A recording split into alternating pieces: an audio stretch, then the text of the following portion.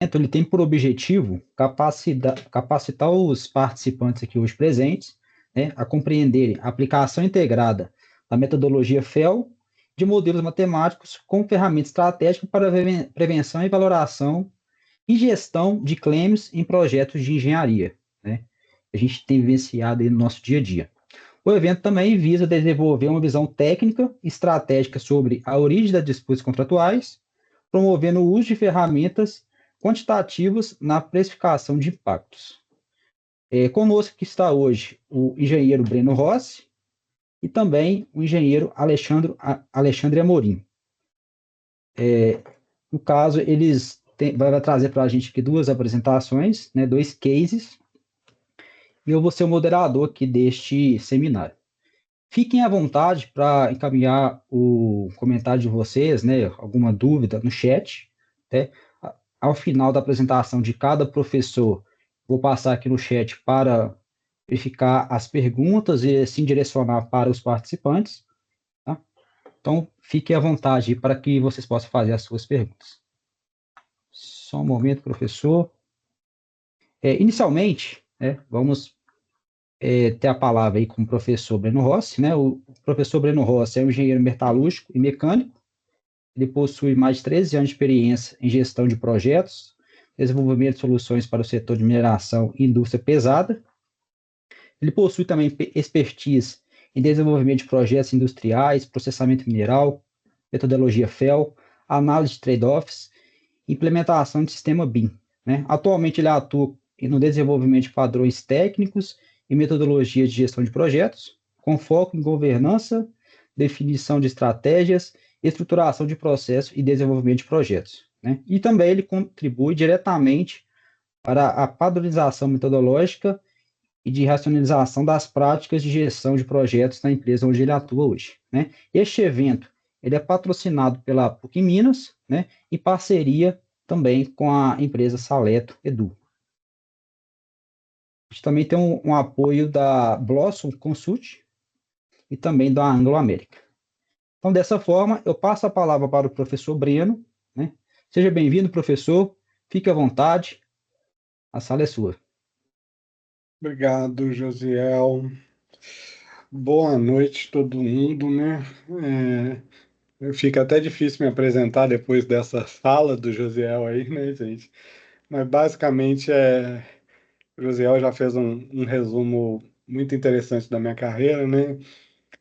Basicamente é isso mesmo, né? Já estou com mais de 13 anos de experiência no ramo de projetos, né? Eu vou estar compartilhando minha tela com vocês aqui. Só um segundinho. Ai, ai. Vocês já estão vendo? Sim, sim. Sim. Sim. Ótimo. Então, pessoal, Ok. é, a gente está aqui, né? A ideia hoje aqui, depois dessa apresentação do professor José, é a gente falar um pouquinho de metodologia FEL, né, como uma ferramenta para prevenir pleitos em projetos, né? Como ele bem disse, né, eu sou engenheiro mecânico e metalurgista. Tem gente que fala metalúrgico, metalurgista, tá certo, os dois, tá, gente? Mas aí varia de como, né? Tem especialização em beneficiamento mineral, né? Tem já trabalho há mais de 15 anos, né? Mais de 13 anos no mercado, né? Com gestão de projetos, né? Grande parte desse tempo focado em mineração, né? Tanto em fornecedor, como projetista, como owner, né? Atualmente eu estou na Vale, né? Nessa parte de governança, desenvolvimento de metodologia de projetos, né? Então, hoje eu atuo nisso, né? E desde sempre, né? é, desde quando eu comecei a trabalhar, né? Desde as empresas projetistas, né? A gente sempre ouve muito falar do que é FEL, né? Para que serve esse diacho desse FEL? Consigo aplicar, né, esse FEL, né? Quem é de projetista já escutou muito esse termo, né? Muitas vezes, quando a gente está em empresas menores, esse termo pode não ser tão comum, né? Então, a ideia da nossa apresentação aqui de hoje é mostrar para vocês como que o FEL, né, explicar um pouquinho, dar um breve resumo do que é o FEL e como que ele pode estar auxiliando os projetos na prevenção de pleitos. Uma vez que um dos grandes objetivos da gente utilizar essa metodologia é a gente conseguir ter maturidade dos nossos projetos, né? E assim evitar surpresas futuras, tá? Então, vamos começando direto na apresentação, pessoal. Primeiro eu queria falar um pouquinho com vocês, né, o que que é o FEL, né? Indo direto ao ponto e depois a gente vai detalhando um pouquinho mais, né? O FEL é um processo, né, ou uma metodologia, né? Tem gente que chama de metodologia, tem gente que chama de processo, né? Que a gente vai estar organizando e dividindo o nosso projeto em três fases, né? Três fases progressivas, né? Com incremento entre elas de desenvolvimento de engenharia e desenvolvimento do próprio projeto, né? E isso, por que que a gente faz isso? Para a gente ir ganhando maturidade nos projetos, né? E a gente ir selecionando, né? Às vezes, com pouco estudo, eu já consigo matar um projeto, decidir fazer outro projeto, né? Então, basicamente, o grande foco do FEL é essa questão de definição estratégica, né? Para a gente abarcar, a gente que é engenheiro tem uma mania de achar muitas vezes que o projeto é só engenharia e não é, tá, gente? Então, tem muitos outros pontos que devem ser observados dentro do projeto, né? A questão do escopo, o próprio planejamento, né? Então, o FEL vai ajudar a gente nessa organização estratégica do projeto, né? Ele vai aumentar a previsibilidade de custo, de prazo e de desempenho operacional do projeto, né?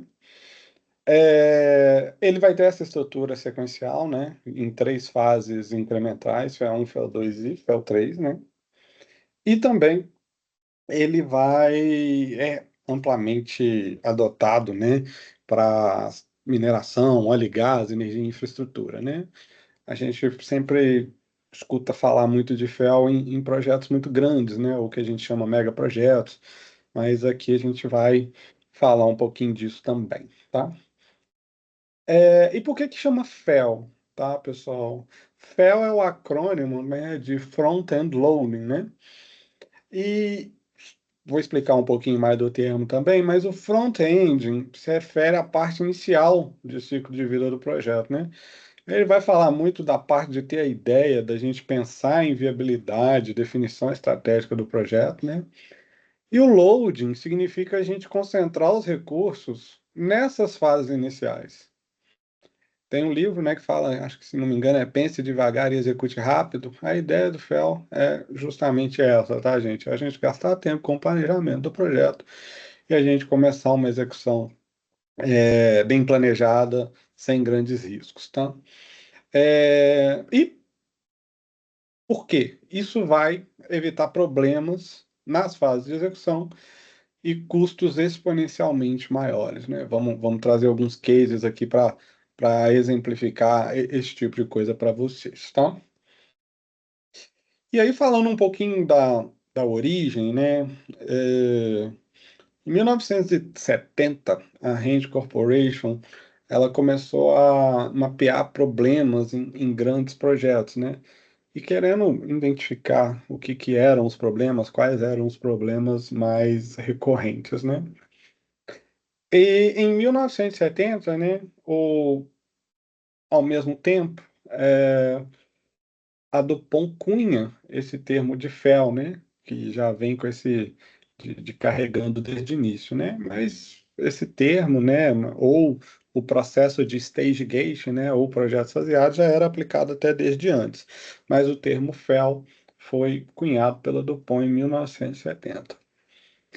De 1980 a 90, o Edward Merrill, ele compra aquela base de dados da Rand Corporation que traziam os problemas que os projetos tinham, né? E nesse meio inteirinho ele funda o IPA. O IPA, que é o Independent Project Analysis, é a nossa base hoje do FEL, né? Ele normatizou o que precisa ser feito de FEL, né?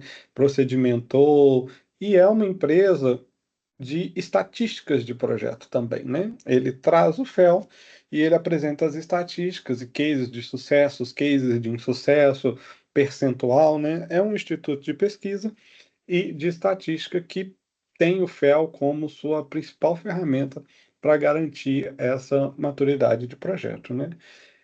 E o termo, o FEL foi se popularizando, né, depois disso, né? E institutos como o CII, que é o Instituto da Construção Americano, né, o Construction Industry Institute, começaram a pegar práticas, né, e adaptar, encaixá-las dentro do FEL para a gente ir ganhando maturidade tanto de construção quanto de planejamento dentro do nosso processo FEL, né? Então, essa é a ideia do FEL, tá? Ele foi construído, já tem é uma metodologia já consagrada, tá, gente? Já tem muitos anos que o mercado já conhece ela, tá? E uma coisa importante que a gente tem no FEL, entre cada uma das três fases, né? FEL 1, FEL 2 e FEL 3, é que entre cada uma das fases e do FEL 3 para a fase de obra ou fase de execução, a gente vai ter um portão de decisão. E o que são esses portões, pessoal?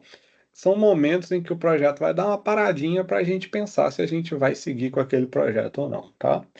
A gente vai avaliar se o projeto, naquele momento, ele tem um nível de maturidade adequado para avançar, né?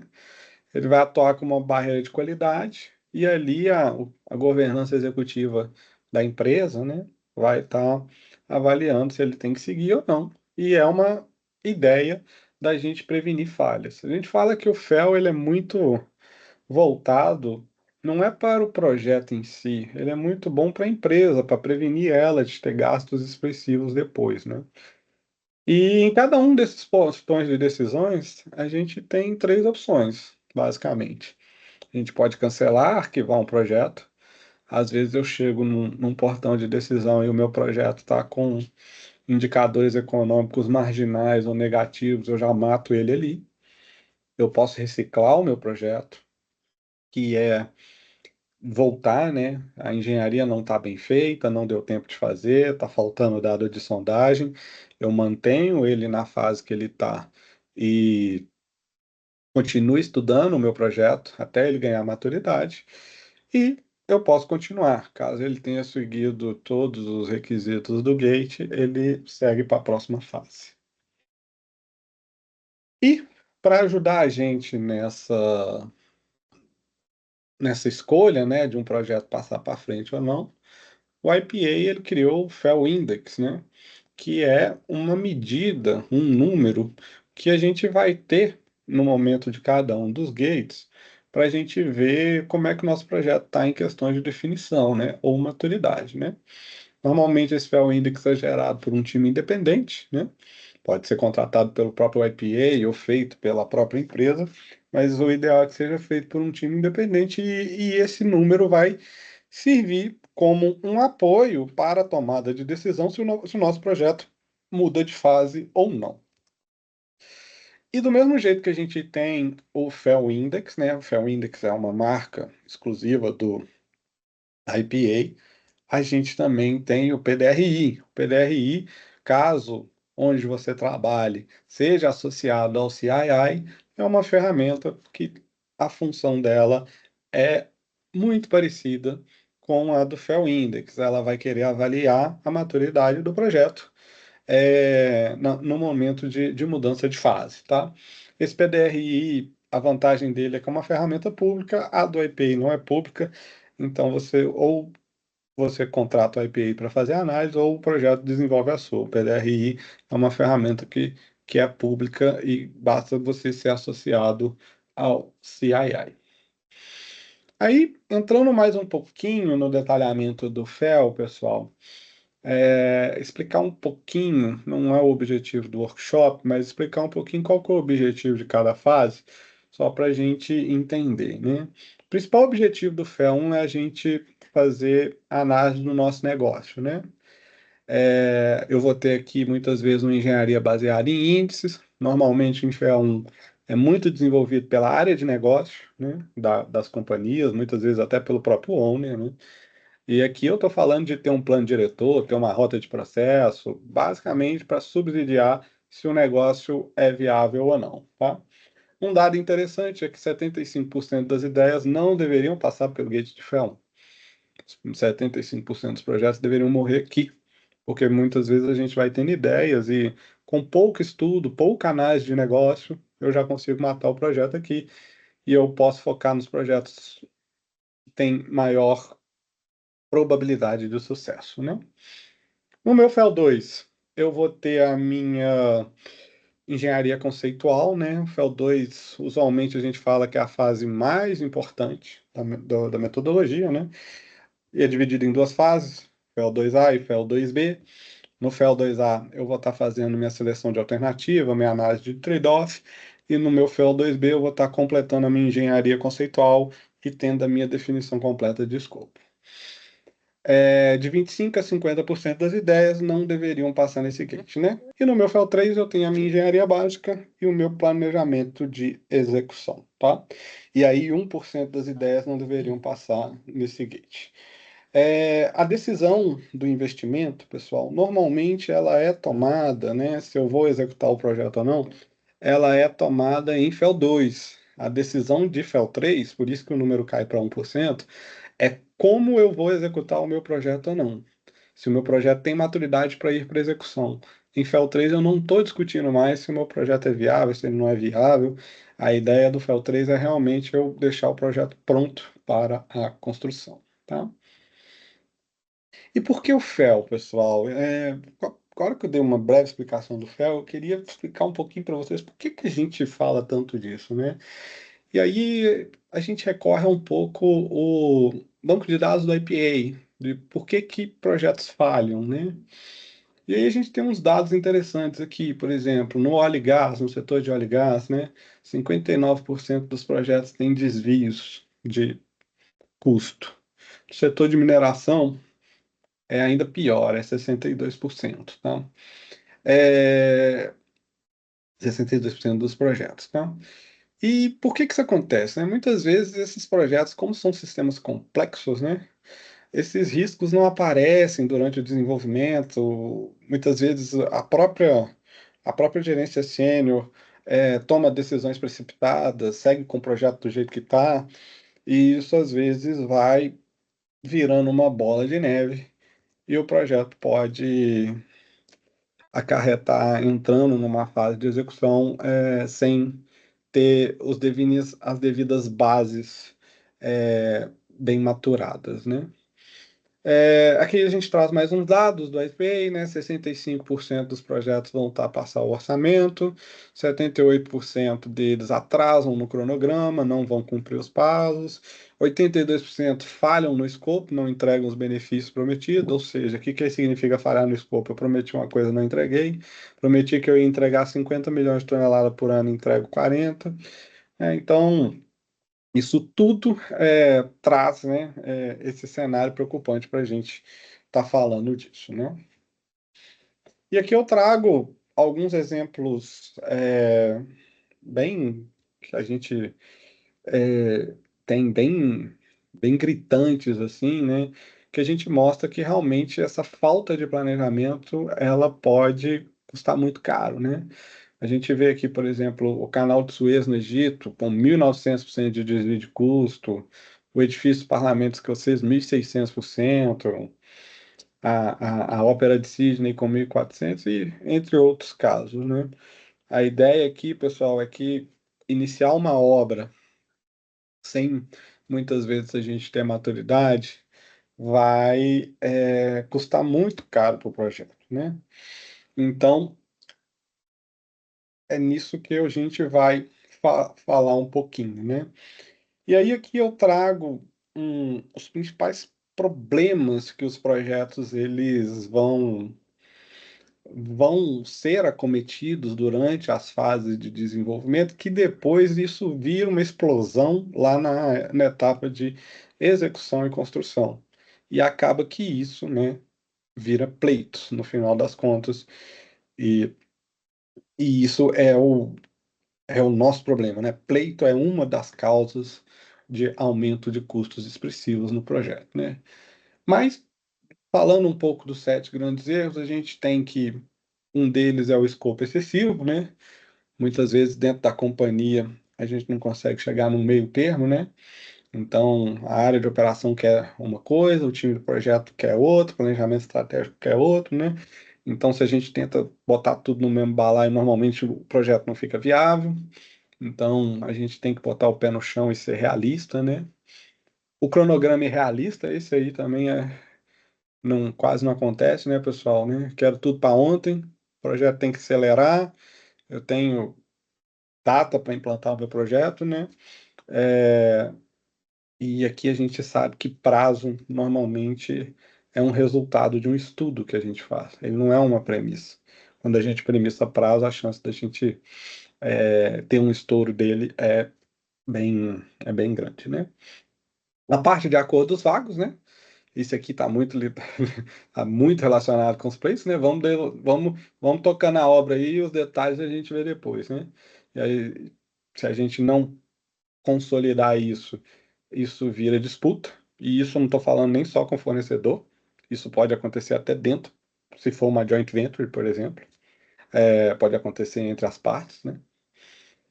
Subinvestimento do planejamento, né? Então, o pessoal acha que gastar dinheiro com desenvolvimento é bobagem, sendo que o dinheiro que a gente gasta nas fases FEL normalmente varia de 3 a 5% do valor total do projeto, né? A parte de cortes arbitrários, né, pessoal? Normalmente o projeto chega ali no gate de FEL 3, né? Na hora de aprovar a verba da execução, que aí é um valor expressivo, né? Aí recebe uma demanda, tem que cortar 20% do valor, tem que cortar 15% do valor para aprovar. Isso desestrutura o projeto já estava com o escopo definido, aí tem que sair cortando escopo já na fase de FEL 3, vira uma bagunça, né? E a transferência inadequada de risco, também muito relacionada à questão de pleito, né? Eu transfiro todo o risco para o meu contratado, ele, obviamente, ele não vai assumir todo esse risco, ele muitas vezes não vai ter capital, não tem como assumir, e isso vai virar uma disputa no futuro, né? É, Normalmente esses erros vão surgir de origem executiva, né? Algumas decisões são tão ruins que não vai salvar o projeto, né? Imagina eu começar a execução de um projeto e tem cases disso, e eu descobri que minha reserva mineral não é aquela. Eu tenho muito menos mina, tenho muito menos material do que estava. Eu destruo a valoração do meu projeto, né? E essa combinação, né, de disciplina, comparação e foco no front-end é uma das grandes maneiras para a gente estar evitando esses 7 erros, tá? Aqui eu trago um gráfico até falar um pouquinho da fonte, tá, pessoal? Tem um livro que chama Industrial Mega Projects, que é do Edward Merrill, né, que é o fundador do IPA, e ele traz todos esses gráficos, todos os motivos, tem uma análise estatística muito grande sobre por que utilizar o FEL, né? E ele avalia muito desses mega projetos, né? E eu trouxe um aqui para apresentar para vocês, que é essa questão de desvio de custo e de desvio de cronograma, né? Na, no eixo X, a gente vê a maturidade do projeto no momento de aprovação final, ou seja, no momento de aprovação em FEL 3, né? E aí a gente tem os níveis de maturidade, se o projeto está na melhor maturidade, está numa maturidade boa, né? E aí vai descendo, né? Quando a gente fala de desvio de custo, a gente vê que, na média, quando o projeto está na melhor maturidade FEL, ele vai custar até mais barato. E quando ele está na pior maturidade, ele custa até 50% mais caro. Lembrando que vocês podem ver que o gráfico ele vai abrindo, né? Ele começa um pouquinho, né? E ele vai abrindo. Ou seja, o FEL, ele, além disso, ele também vai melhorar a previsibilidade. Porque quanto menos maturidade eu tenho, mais imprevisível se torna o resultado. E isso quer dizer que o projeto começa a ter uma chance maior de ter ou desvio de CAPEX ou desvio de cronograma. Quer dizer que em 100% dos casos vai acontecer isso? Não, é probabilidade, pessoal. Quanto menos maturidade eu tiver, pode ser que eu comece a ter esses desvios, né? E no caso do cronograma, a gente já vai ter essa prática, né? É, acima de 0%, né? Então, no caso do cronograma, o normal é a gente já sair atrasado, né? Mesmo na melhor maturidade FEL. Mas também, conforme a gente vai piorando todos os casos, tá? Professor, É, Oi, pessoal, antes da gente prosseguir, teve um participante que levantou a mãozinha. Acho que é Célio Fernandes. isso. Vamos lá, Célio. O microfone está fechado, Célio.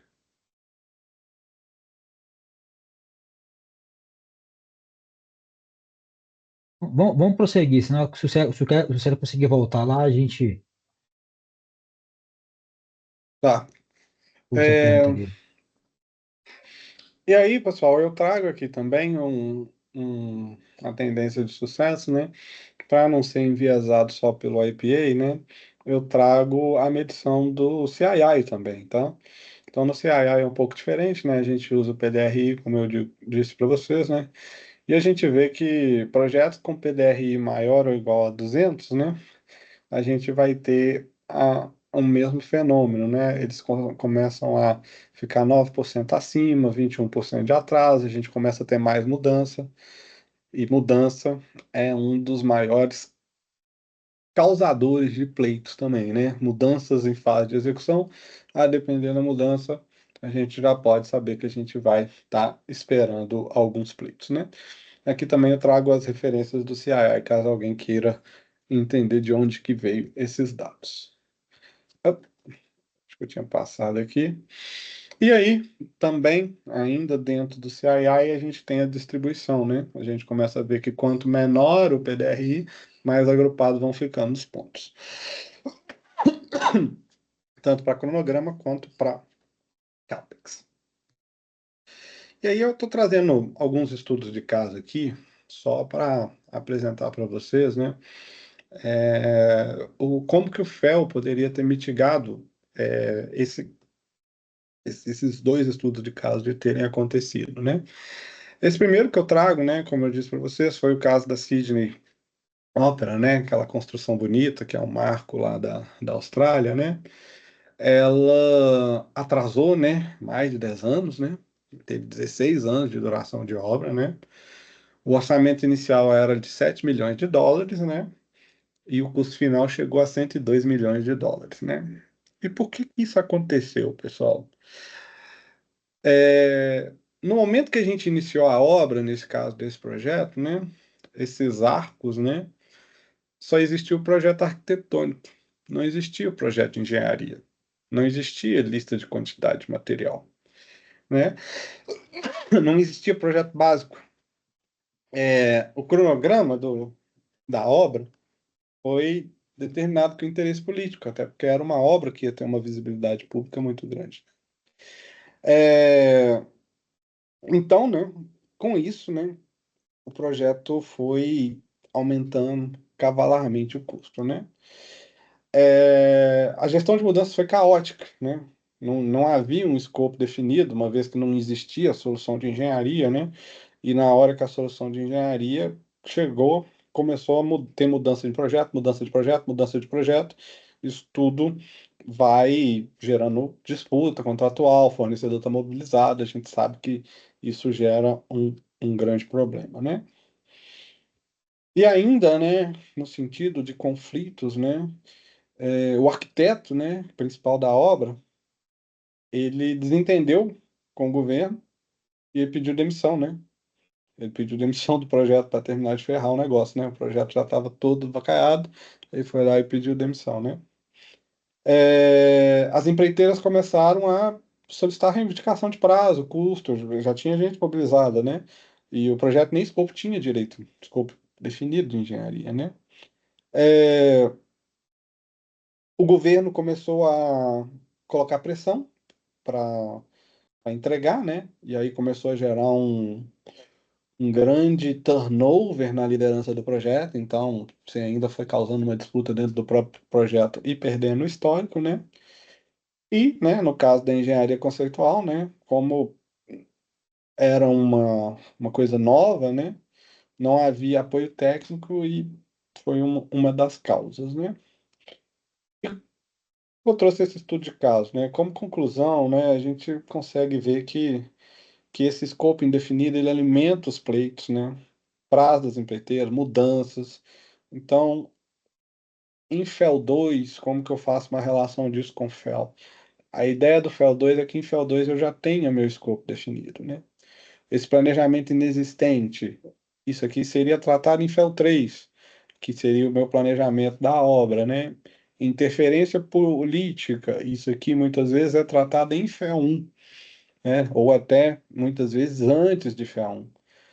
E a falta de controle de mudanças já aí já é um processo de gestão de mudanças ao longo de todo o ciclo de vida de projeto, né? Então, cada uma das fases FEL, ela consegue trazer um remédio para o que causou o fracasso desse projeto. Ou seja, se esse projeto tivesse sido desenvolvido utilizando as metodologias FEL e com as diretrizes de bloquear, só deixar o projeto seguir quando ele tivesse maturidade, provavelmente o caso aqui seria outro, né? E um outro ponto, né, que a gente faz desse caminhos para a ruína, né? Que no caso aqui foi muitas vezes essa falta de definição de engenharia, né? Isso vai gerando um erro em cascata, né? A falta de dado básico também arrasta um erro em cascata e a falta de escopo também arrasta um erro em cascata, né? No início, né, das fases, isso pode parecer um erro muito pequenininho, mas conforme isso vai avançando de fase, isso vira um monstro na fase de execução, né? Então, pequenos erros em fases iniciais, se não tratados e se não diligenciados nessas fases iniciais de concepção do projeto, na fase de execução, eles viram um monstro. E para a gente ter esse requisito de portão de fase eficiente, é importante que a gente tenha consistência, padronização, né? O ideal é que os gates sejam feitos sempre das mesmas maneiras, eles tenham rigor e consequência para o projeto, né? Consequência no sentido de reciclar, cancelar, e eles também devem ter transparência e qualidade, tá? O ideal é a gente ter um processo de gate padronizado para todos os tipos de projeto. E aqui eu trago um outro estudo de caso para vocês, que é o caso do túnel de Big Dig, lá em Boston, né? O início do projeto foi em 91, a conclusão foi em 2007, né? Teve 9 anos de atraso. O orçamento inicial era 2,8 bilhões e o custo final 14,6 bilhões, né? Ou seja, mais de 400% de aumento. E o escopo dele era substituir uma rodovia por um sistema subterrâneo de túneis, né? E as principais falhas do que foi nesse projeto foi subestimaram os custos e prazos, normalmente prazo imposto, né?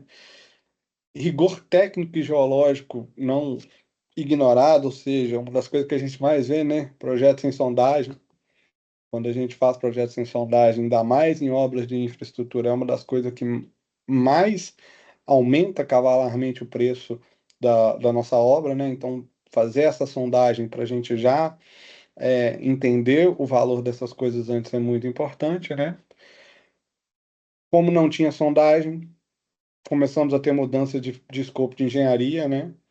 E depois de 11 de setembro, né, no caso, né, começou a ter as exigências pós 11 de setembro, né, que foi o atentado, né, que ampliou prazo e custo das coisas, né, isso é uma coisa que, aqui no caso, né, nenhuma análise de risco ia prever o que aconteceu em 11 de setembro, mas isso foi uma das coisas que trouxe impacto nos custos do projeto também, né. É, não houve controle das contratadas, né, as contratadas estavam fazendo basicamente o que elas queriam, ou seja, o owner, que no caso aqui era o governo, não estava com os olhos nas contratadas, né? Então foi gerando baixa qualidade e um tanto de disputa contratual, né? E a governança fragmentada, múltiplos órgãos estavam olhando isso, né? E gerou controle excessivo e fragilizou o controle do projeto, né? E o estudo de caso aqui repetiu, tá? Ficou errado no slide, aqui já é do Boston ainda, né?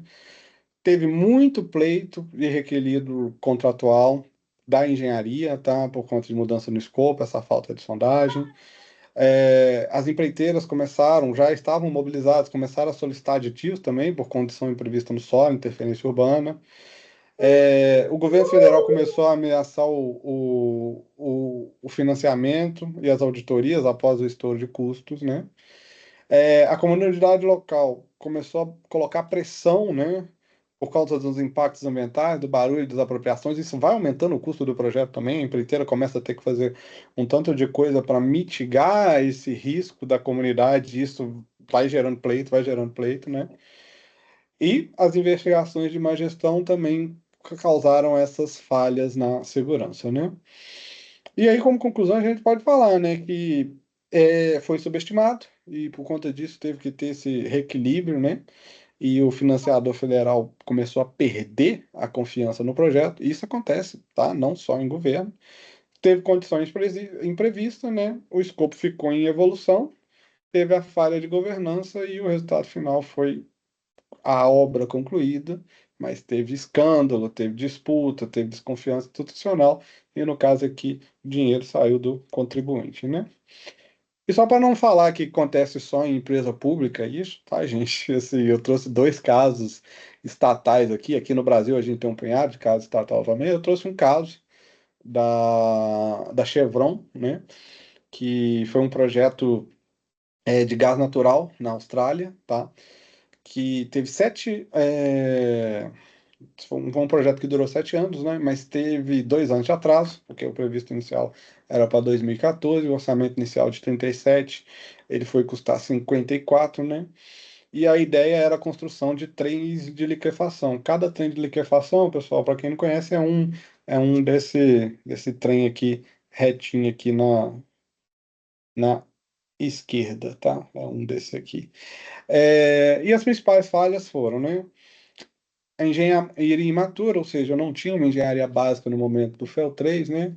O pessoal ficou muito otimista com prazo, com custo, a complexidade logística, porque esses trens são levados prontos, né? Foi subestimada, levou a touro do orçamento e do CAPEX. A logística foi desconsiderada, né? Também foi tudo muito mal planejado, não teve contingência, tá? Teve mudança e retrabalho durante a execução, né? E aqui tem um caso bem interessante. Teve um pleito em litígio bilionário, né? A CIMIC entrou com uma ação judicial exigindo requerir por mudança de escopo e condições. Isso foi parar até na mídia lá, porque foi um pleito bilionário aqui. É, e como pleito e conflito, a gente teve esse pleito, né? Essas ações judiciais exigindo valores bilionários. O governo australiano entrou em disputa regulatória é, por conta de pressão e sequestro, porque era um projeto com um viés muito de sustentabilidade, né? As comunidades locais começaram a litígio, manifestação sobre os impactos ambientais na ilha, né? O projeto era uma joint venture, né? Então a Shell e a Exxon começaram a discutir a respeito deles, né? E teve uma perda reputacional e sobrecusto também, né? Como conclusão, a gente pode falar que gerou retrabalho, planejamento logístico, escopo mal consolidado, essa governança descentralizada e o resultado final, né? Ou seja, o projeto entregue com 45% maior.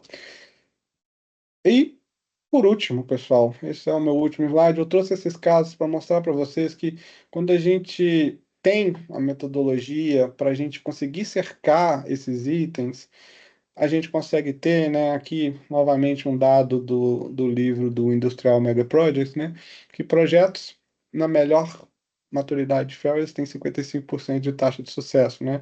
E conforme a maturidade vai caindo, a gente vai tendo que esses projetos começam a ter uma taxa menor de sucesso.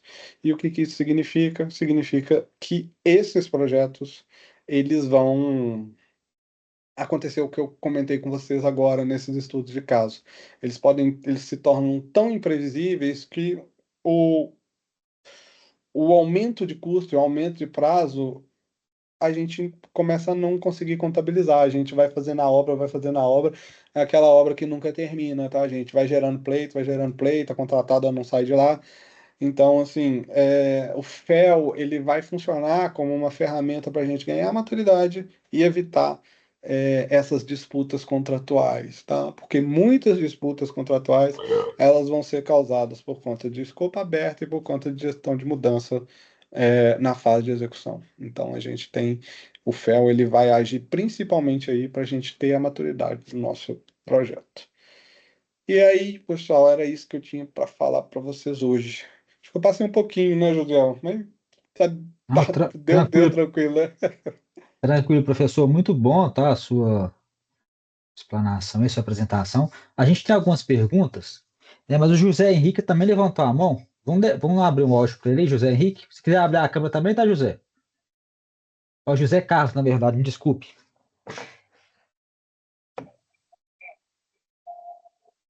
Fique à Boa vontade, noite. José. Boa Boa noite. noite, pessoal. Aí é o eterno professor Alexandre Amorim aí. Deus continue abençoando a vida, né? Eu só queria, ter uma dúvida aqui em relação a todos esses problemas que ocorreram. Eu pensei que era só no Brasil que aconteciam essas coisas, né? Mas lá fora acontece. Isso se dá por causa de mau planejamento, ou até mesmo a sede de começar logo o projeto, ou talvez pensa-se muito e na hora de executar o projeto já foi decorrido um prazo muito grande daquilo que já tinha estabelecido, ou é mesmo questões assim de políticas, né, que às vezes traz ali são tantas cobranças, são tantas coisas que têm que ser analisadas ali, burocracias que tornam esse tempo mais curto. Então, José, isso vai variar, né? Nunca você tem uma causa única, né? Então, porque quando você pega um mega projeto, que são esses casos, né? Normalmente esse tipo de projeto vai ter problema com a comunidade, esse tipo de projeto tem problema de licenciamento, esse tipo de projeto tem tudo quanto é BO que você pode imaginar, né? E muitas vezes isso vai decorrer da falta de, muitas vezes, de paciência da própria empresa para deixar o projeto amadurecer. E o que que eu quero dizer quando de deixar o projeto amadurecer? Por exemplo, todo mundo sabe que fazer sondagem gasta tempo, né? Quem nunca passou por isso, né? Então, assim, a decisão de eu passar um projeto, vamos pensar num projeto de uma ponte, que eu vou passar ele para minha execução e minha sondagem está incompleta. De quem que é a decisão de passar isso para frente? É dos executivos da empresa, normalmente, né? Da alta liderança, né? Então, assim, muitas vezes está atrelado a decisões da alta liderança. E às vezes não tem nada de errado, tá? Às vezes pode ser uma decisão estratégica. Eu preciso do projeto no menor tempo possível. Isso pode ser uma decisão estratégica da empresa. Mas às vezes o tiro sai pela culatra, né? Às vezes a decisão estratégica, que o risco assumido ele foi tão grande, eu não trouxe cases aqui, mas como eu sou da área de mineração, a gente tem alguns cases que a obra começou, o projeto de mineração foi concluído, aí aquela reserva, eu tinha falado, por exemplo, que eu tinha 100 milhões de toneladas de ferro debaixo da terra. Aí na hora que eu terminei de fazer minha sondagem exploratória, eu descobri que eu tinha 30 e construí uma planta gigantesca, por exemplo. Qual que é o sentido de eu ter uma planta gigantesca, sendo que minha reserva caiu duas, três vezes? Então, essa falta de dado técnico e essa essa tomada de risco excessiva, ela vai causar isso. E aí a gente pode levar isso para diferentes contextos, tá? Um projeto de óleo e gás, por exemplo, você tem a questão de reservatório. Esse reservatório de óleo, tanto de petróleo como de gás. Se você não fizer as sondagens, os testes de exploração, você também não vai saber o tamanho do seu reservatório. Isso também pode virar um problema lá na frente, né? Você assumir muitas vezes, né? Vou começar a fazer minha engenharia detalhada, só que nem licença eu tenho ainda. Aí na hora que sua licença chega, ela chega com uma porrada de condicionantes, você está fazendo engenharia detalhada, você tem que mudar o escopo do seu projeto. Normalmente está atrelado à tomada de risco excessiva, tá, Zé? Assim, é o que a gente vê. E não deixar o projeto maturar. Uma das coisas que traz o livro do Merrill sempre é muito essa questão de tempo. Cada projeto, cada complexidade, ele tem um tempo de desenvolvimento. Eu tentar apertar isso, normalmente eu começo a escapar alguma coisa em algum lugar que eu não estou vendo, tá? Então, isso começa a ter esse problema. E como são mega projetos, muitas vezes, né? Eu ainda tenho esse viés de sustentabilidade, comunidade, de mão de obra, tudo muito forte. Às vezes até cultural, Zé. Tem casos, por exemplo, que você vai fazer obra num país diferente. Meu orientador hoje, por exemplo, ele está na Arábia Saudita, né? Na Arábia Saudita, o pessoal não trabalha, folga na sexta e no sábado. Já é uma coisa que você tem que pensar, porque às vezes domingo não vai trabalhar direito. Então, varia, tá? Mas normalmente isso está atrelado à tomada de risco excessiva. É não deixar o escopo maturar no tempo correto. Entendi. É porque o que me chamou a atenção mais foi mais na questão do marco lá da Austrália, lá, né? Como que o pessoal pensa que numa obra daquela magnitude lá e só com o projeto arquitetônico, né? Ou seja, é, é insano a gente pensar nisso, né? É Sabendo estranho, né? a complexidade, né, do projeto e ainda ter essa questão aí de começar só com o arquitetônico. Não tem nenhum APQ, né, Zé? É até difícil da gente pensar, né? Não tem nenhum É, APQ. até para quem é iniciante, como eu, fica difícil de se imaginar.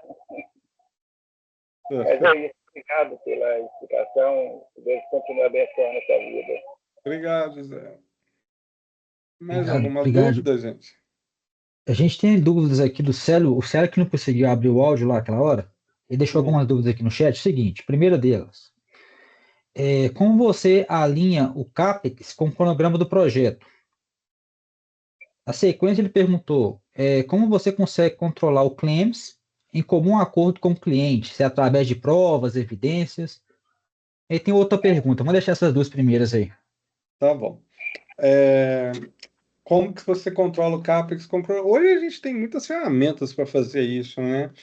Assim, hoje você vai estar sempre alinhando sua WBS com a sua CBS, né? Então, essa questão de controlar o CAPEX, você vai ao longo acompanhando a curva físico-financeira do projeto, você vai acompanhando. Mas o de novidade que a gente tem hoje, e muitas empresas já estão começando a dar os primeiros passos com isso, né? É o BIM 4D e o BIM 5D. O BIM 4D para planejamento e o BIM 5D para CAPEX, né? Você já ter esses desembolsos previstos, né? Eu não sou um especialista também nessa área de BIM 4D e de 5D, mas é uma das maneiras que a gente consegue controlar hoje. E qual foi a outra dúvida? Sobre. Outra dúvida foi como você consegue controlar, ou como se controla, né? Os Uhum. claims em comum acordo com o cliente. Se isso é através de provas, evidências, ou de que forma que é feito isso? Normalmente, pelo menos vou falar da minha experiência com isso, normalmente você vai tendo prova e você vai tendo registro do RDO. A contratada você tem que ter os seus logs e seus registros todos ali, justamente para depois você comprovar que houve um desequilíbrio físico-financeiro, tá? Nesse caso, muitas vezes o RDO vai ser uma das suas melhores ferramentas para isso, tá? Ela vai servir como evidência de que muitas vezes seu time estava mobilizado lá e não tinha como, não tinha frente de serviço, por exemplo, por conta de qualquer atraso. Aí agora que eu vi aqui, né? por exemplo, esse caso do problema ambiental. Seu time está mobilizado, esbarrou num problema ambiental. Vai acontecer isso. Você tem que deixar isso registrado, né? E no caso de quando acontece esse problema e você já está na fase de execução, aí é o que eu trouxe para vocês. A Inês é morta. Muitas vezes você vai ter que esperar, você vai ter que desmobilizar, você dá um 180 no seu planejamento de obra e vai tocando, se a obra ainda fizer sentido.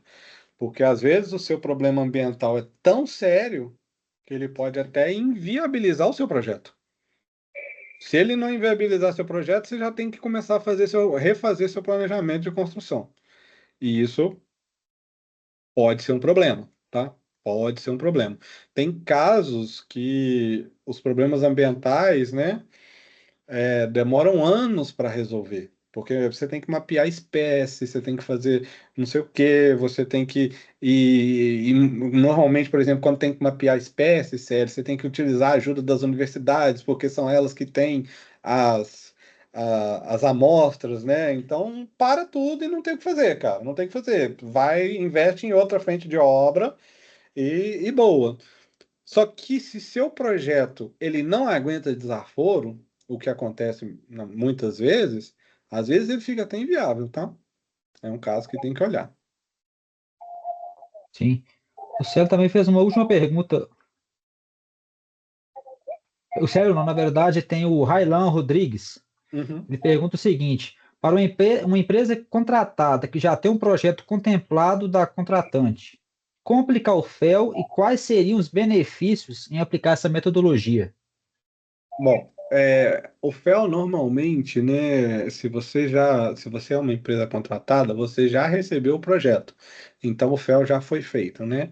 O FEL, ele normalmente ele vai ser desenvolvido, vai ser exigido pelo lado do owner, tá? Vai ser exigido pelo lado do contratante. E o que que isso quer dizer? Significa que o contratante, ele vai chegar para uma empresa de engenharia, vai pedir ela para desenvolver o FEL1, vai chegar para outra, pedir para desenvolver o FEL2 e a outra desenvolve o FEL3, depois você fala engenharia detalhada, né? O contratante, muitas vezes, ele vai receber o projeto para desenvolver a fase que ele foi contratado para fazer. Então, ele não aplica a metodologia FEL, ele faz parte do contexto. Você vai ser contratado para fazer uma engenharia conceitual, FEL2. Você vai ser contratado para fazer uma engenharia básica, FEL3. Você vai ser contratado para fazer uma engenharia detalhada. E aí você vai entendendo como é que funciona. Toda vez que você fizer um projeto que você vê lá, que você está botando no carimbinho do seu desenho engenharia conceitual, saiba que muito provavelmente aquele projeto está em FEL2 pelo lado do owner. Quando você botar um carimbinho em engenharia básica, saiba que o projeto está em FEL3 e assim sucessivamente. E essas nomenclaturas de FEL podem mudar, tá, pessoal, de empresa para empresa. Tem empresa que vai chamar de FEL, tem empresa que vai dar outro nome, tá? Mas muitas vezes tá tudo muito relacionado no stage gate mesmo, né? Quando a gente fala do stage gate. Ótimo, professor. Pessoal, mais alguma pergunta? O senhor Érico também quer fazer alguma pergunta? Tranquilo? Tá ótimo. Deixa eu ver se tem mais alguma coisa aqui no chat. Não, sem perguntas no chat. Pessoal, primeiramente, né, queria agradecer aí o Breno, né, pela sua apresentação. É um tema bastante relevante, né, para o mercado hoje. Muitas empresas aí estão sujeitas a claims, reivindicações, né, nos seus projetos. E tem que saber como lidar, né, com situações como essa. É muito bom essa sua apresentação na noite de hoje. Então, nesse momento, a gente vai fazer um intervalo de 10 minutos. Tá? Então, agora são 8 horas e 1 minuto. Às 8h11, a gente volta com o professor Alexandre Amorim. Tudo bem? Então, um intervalo aí para tomar uma água, tomar um café. A gente já retorna com o professor Alexandre. Tudo bem? E Fechado, se você gente. tiver mais perguntas aí, a gente junta com a apresentação do Alexandre lá no final. Tudo bem? Então, até logo, pessoal. Até daqui a pouco.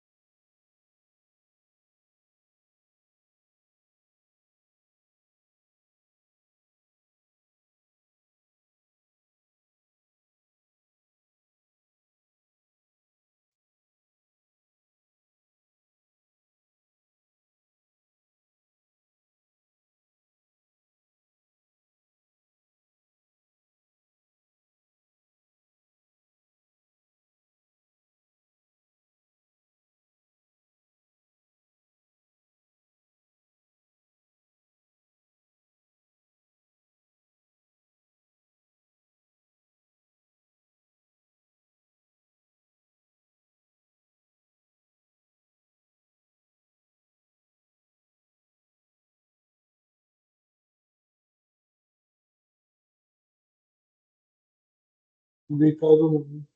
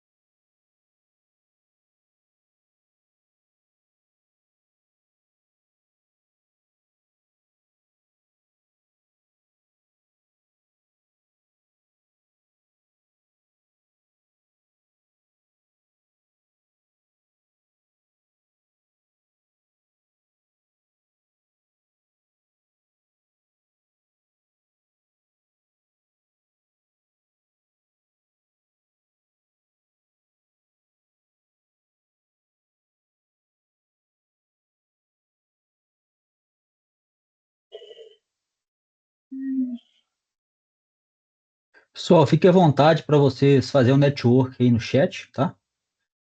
Coloquei um pouco mais cedo aí para vocês o link aí do LinkedIn dos palestrantes, também, né, para conhecimento de todos aí, após de Construction Claims especialista da PUC Minas. Para quem não conhece, fica aí o convite. E, né, agora a gente volta, né, com a apresentação do Alexandre Amorim. O Alexandre Amorim, ele é engenheiro e projetista e professor de engenharia civil e arquitetura. Ele teve experiência de docência em algumas universidades, como Cefet, UNA, para tratar, né, para lecionar a disciplina aí de estrutura de obras, estrutura de aço, concreto e resistência dos materiais. E também, hoje, ele tem experiência em projetos e gestão na Blossom, na Anglo-América, Ausenco, Progen e outras empresas, com ênfase em estruturas de construção e treinamento de profissionais. Seja bem-vindo ao seminário, professor Alexandre. A sala é sua. Muito obrigado. Obrigado, professor Josiel. Vou compartilhar aqui minha apresentação. Muito honrado aí com o convite. Muito satisfeito aí com a apresentação do Breno. Muito esclarecedor, Breno. Obrigado, Alexandre. A sua também vai ser aí. Eu tô doido para aprender um pouquinho também.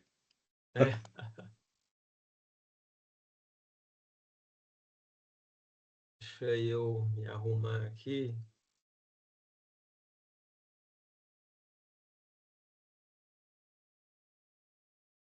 Eu me atrapalhei todo aqui.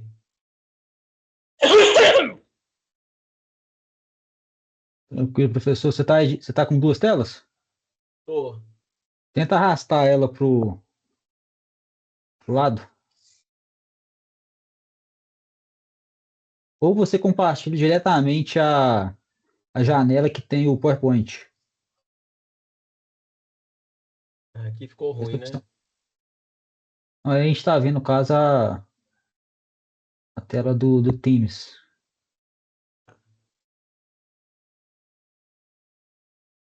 Agora eu achei. Muito bom. F5.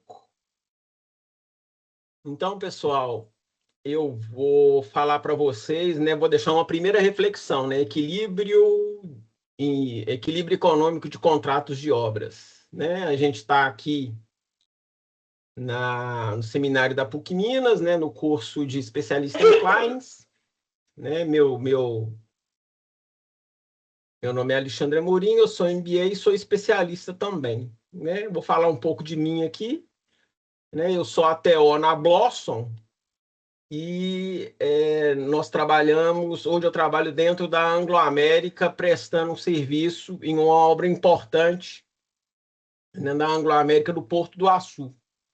Eu sou professor também, eu comecei minha formação pela PUC Minas, e lá eu sou formado em matemática, sou formado em engenharia pela FUMEC.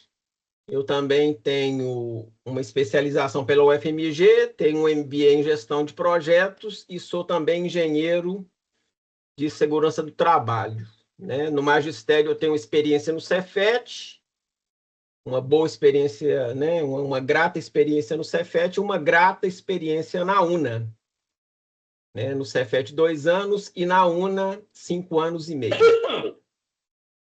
Né? O que nós vamos falar hoje? Nós vamos falar sobre cálculo de improdutividade em obras de engenharia.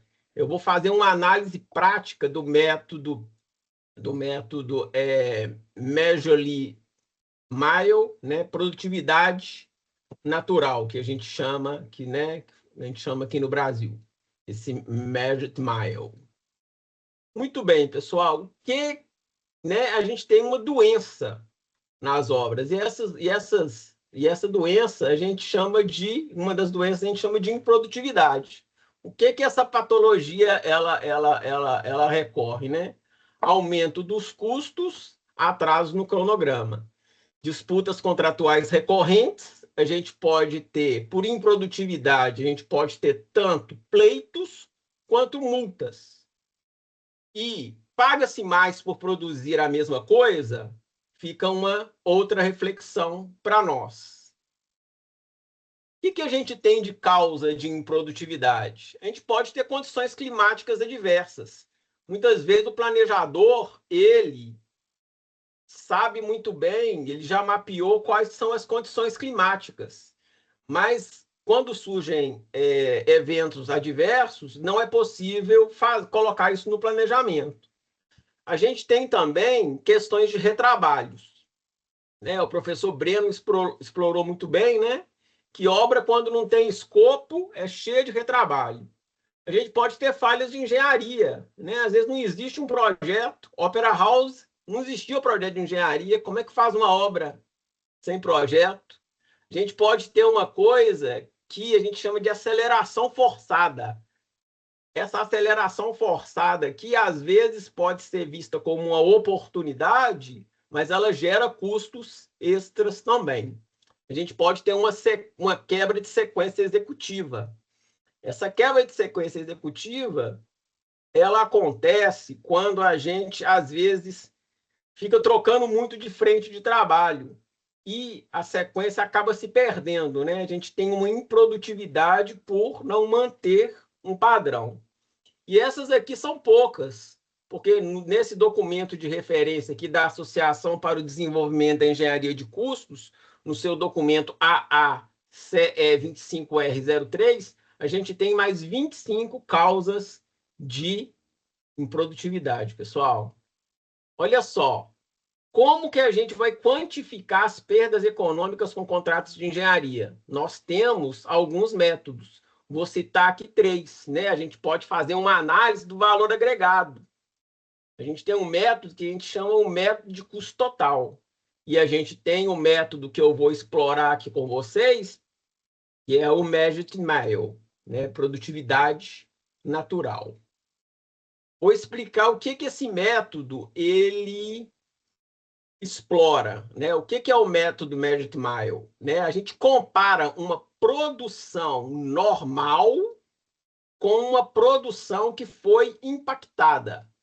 Então, olha só, a gente coloca como produção normal uma produção que foi feita sem que houvessem impactos.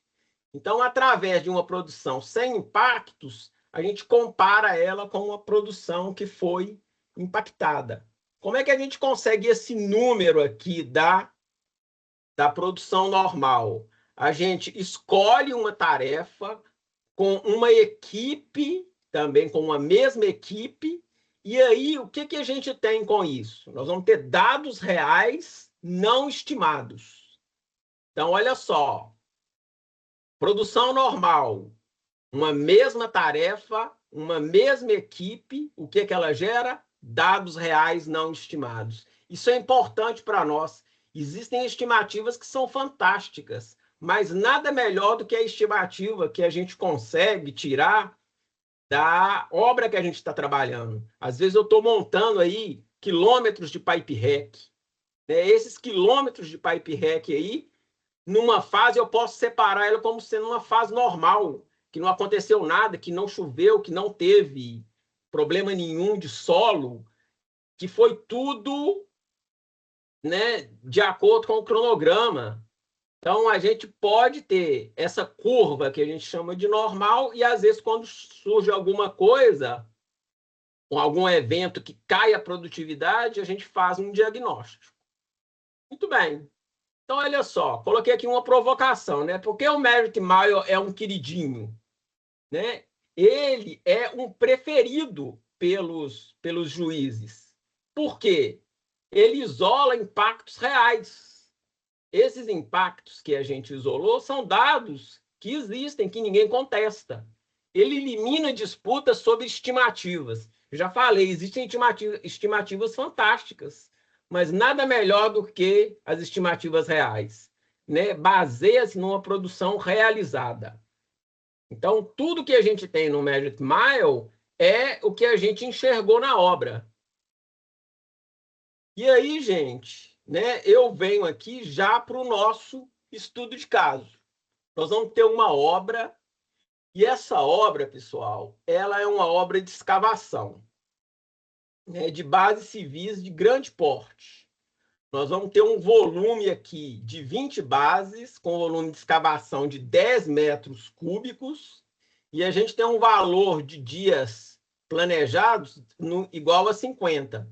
Ou seja, né, aqui para ser didático, para simplificar, a gente vai colocar que sejam 10 semanas. Perfeito? Tudo bem? Estou indo muito rápido? Estão entendendo? Tranquilo, professor? Muito bom. Então, olha só. Coloquei aqui um estudo de caso, coloquei aqui um dado, nós vamos colocar aqui uma premissa do cliente. O cliente está comprando isso da gente, mas o cliente me deixa uma premissa. Olha só, eu vou liberar totalmente os terrenos, com cronograma, né? Com um cronograma e com a área de descarte. Então, muito bem. Vamos para o planejamento? Muito bom. Então, olha só, o planejamento colocou para nós o seguinte: para essa obra, nós vamos precisar de um encarregado, de um ajudante, de um pedreiro, de uma escavadeira com operador e de um caminhão com motorista. Eles vão trabalhar 8 horas por dia. Eles vão trabalhar 50 dias. E o que a gente tem com esse tempo todo? Nós vamos ter 400 horas para essa obra. Através dessas 400 horas e pegando valores de mercado, nós vamos ter aqui uma condição planejada de valor. Então, olha só, pessoal, essa obra, 20 bases de escavação, 10 metros cúbicos de escavação, ela vai ficar num valor de mão de obra direta de R$ 280.800. Então, veja bem, pessoal, nós temos aqui um valor de mão de obra direta. A gente, né? Depois a gente pode entrar em outras questões de mão de obra indireta. Mas, para essa obra, eu tenho esse valor de 280 mil de mão de obra direta. 200 metros cúbicos de escavação. O que a gente tem de valor unitário? R$ 1.404 por metro cúbico. Muito bem. E aí, pessoal, quero deixar aqui o que é muito importante para nós, né? Os registros. Toda obra, a gente tem que registrar dia a dia o que está acontecendo nessa obra, para a gente poder fazer as nossas reivindicações bem embasadas. O que nós vamos usar? Nós vamos usar o apontamento dos recursos, que são as máquinas, os equipamentos. Nós vamos fazer uso de e-mails, fotos e vídeos. E o que hoje é uma coisa que não pode faltar em obra nenhuma, né? RDOs completos. Né? Para quem não tem tanta vivência de obra, né? Relatório diário de obra. Muito bem. Então, olha só. Pegamos a obra, uma empreiteira pegou a obra, definiu a premissa, fez o planejamento de mão de obra, encontrou o valor de mão de obra direta e está fazendo os devidos registros que são necessários. Muito bem. Agora, o que nós vamos fazer? Nós vamos analisar os períodos para fazer uma análise, uma boa análise. E o que ocorreu nessa obra? Muito bom. No primeiro período, a gente teve que, na primeira semana, nós conseguimos escavar 19,5 metros cúbicos. Olha só, pessoal, uma progressão bem constante. No primeiro período, até a sexta semana, nós conseguimos fazer aqui, né, praticamente 20 metros cúbicos, né, praticamente 2 bases por semana. Então, observa, pessoal, aqui ó, a gente tem nessas barras laranjas o que foi a escavação. E aqui a nossa curva de produção. Né? Essa linha verde aqui seria a nossa curva de produção. Percebe, pessoal, que, olha, por esse andar da carruagem aqui, a gente não terminaria a nossa obra na 10ª semana? Não receberia aquele valor de 280 mil da mão de obra direta? Seria tudo, né? Se isso aqui continuasse, seria lindo. E aí, pessoal, olha só, aqui a gente não teve nenhum tipo de, né, não foi registrado nenhum tipo de problema na obra. O que a gente encara essa curva aqui como ela sendo a nossa merit mile? Muito bem? Então, olha só, aparece um problema. O cliente não faz a liberação dos terrenos na sequência mapeada pelo cronograma. Mas, mesmo assim, a empreiteira toma uma ação. A empreiteira, né, a equipe é forçada a pular a sequência. E o que acontece? A gente sabe muito bem que perde o ritmo. Perde o ritmo por diversos fatores. Às vezes a gente tem um canteiro avançado que ele não consegue ser trocado de lugar na sequência que a gente estava conseguindo no início da obra. Então, esse forçar da sequência, a gente acaba perdendo o ritmo. Isso é comum. E aí o empreiteiro não deixa de fazer registros. Ele não pode, né? Nem o empreiteiro e nem o cliente pode deixar de fazer seus registros. Apontamento dos recursos, e-mails, fotos, RDOs completos. E aí, pessoal, segundo período junto com o primeiro período. Olha só. Que estava muito bem, né? Praticamente 20 metros cúbicos por semana. A partir da 7ª semana, abaixa para 11 metros cúbicos.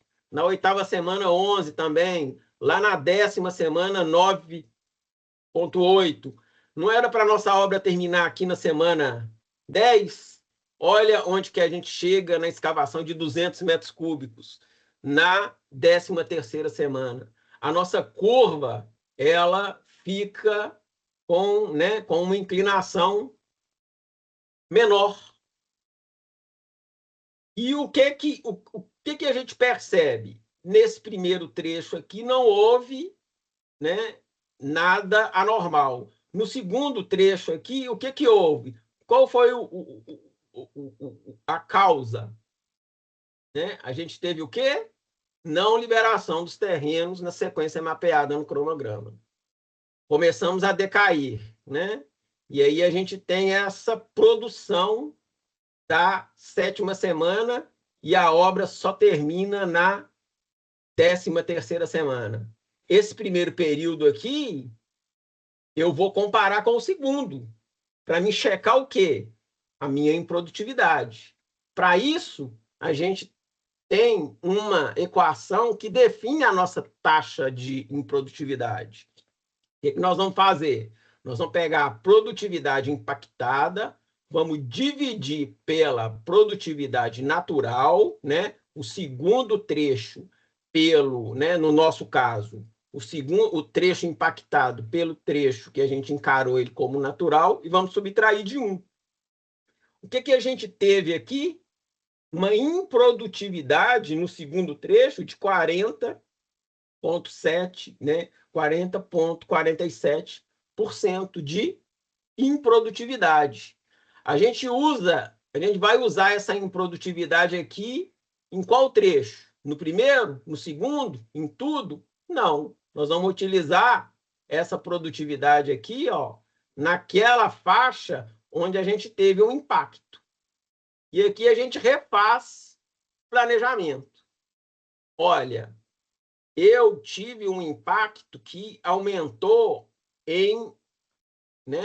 na parte impactada. O que a gente teve aqui? 1, 2, 3, 4, 5, 6, 7 semanas. 7 vezes 5, o que nós vamos ter? 35 dias que foram impactados.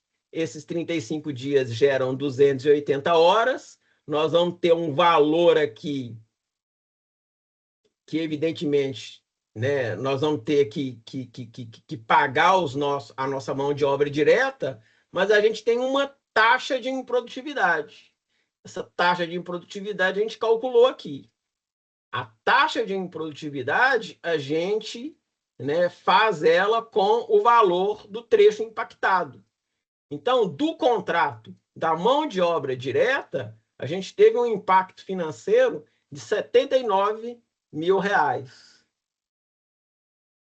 Percebem o seguinte, né? A gente teve aqui um impacto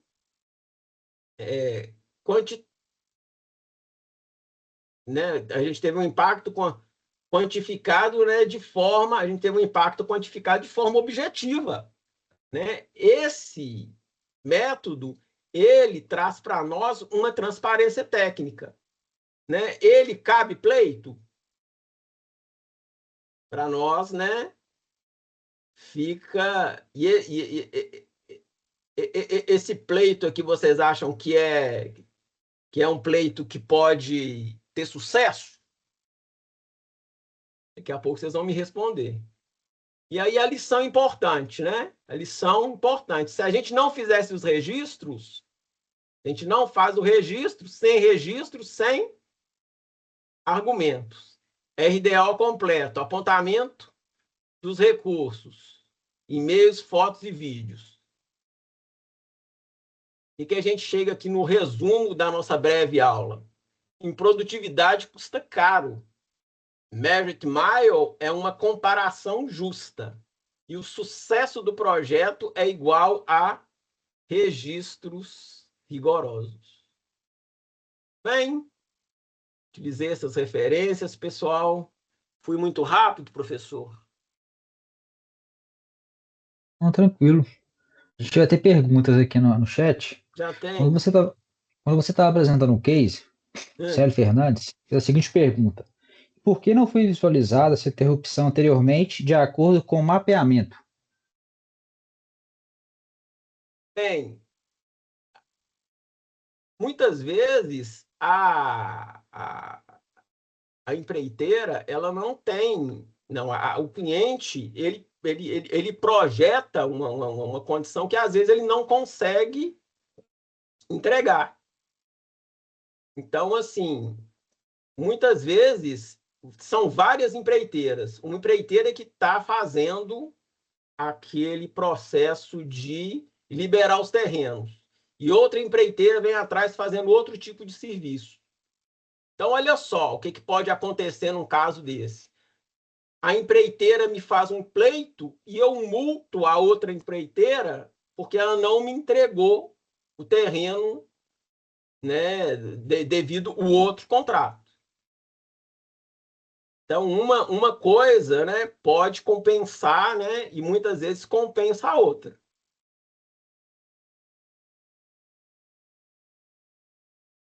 Respondido aí, Célio.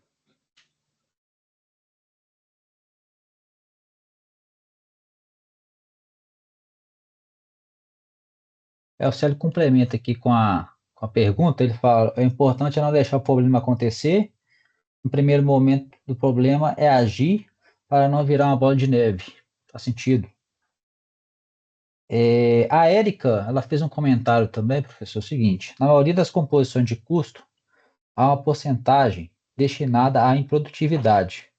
Acredito que, caso a taxa seja maior, aí sim caberia um pleito.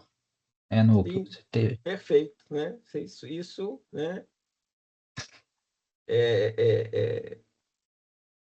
Contrato é uma coisa complexa e a gente tem que ter uma expertise muito grande para saber até onde vai a nossa improdutividade, né? 40%, às vezes, para uma escavação, né? Eu trouxe um case muito simples. E, às vezes, 40% é um exagero para a gente encarar isso como improdutividade, né? Uma mão de obra direta que nós vamos gastar, que a empresa vai faturar lá 280 mil, ela deixar de receber lá quase 80 mil, é um valor grande. Então, eu penso que cada contrato deve ter a sua taxa de improdutividade, evidentemente, mas para esse caso aí eu deixei de propósito esses 40% para a gente poder refletir.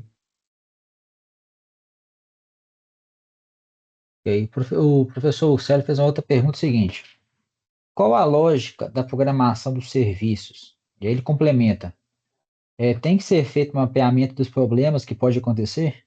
Sim, né? É o FEL. A gente, quando a gente pensa em obra e entende um pouco do que é o FEL, a gente pode aplicar para a grande e para a pequena obra, né? Mapear tudo, né? Ter expertise Muito e, bem. e saber que os problemas, às vezes, né, ocorrem de diversas formas. Ótimo. O Alan Ferreira levantou aqui a mão no chat. Alan Ferreira, fica à vontade, pode abrir o áudio, por gentileza. Boa noite, pessoal, tudo bem? Boa Boa Professor noite. Amorim, noite. professor Josiel, professor Breno. Eu vi que vocês trouxeram belos cases aí, né? E me chamou a atenção porque vocês sempre estão olhando do lado do contratante, do owner, né? Eu nunca estive desse lado, sempre estive do lado da contratada. E nos casos no qual a gente busca, sempre os pleitos para tanto da correção financeira do projeto, quanto os atrasos, né, os EOTs da vida, né? E aí eu até uso a referência também que o professor Amorim comentou da ACE, mas eu uso outra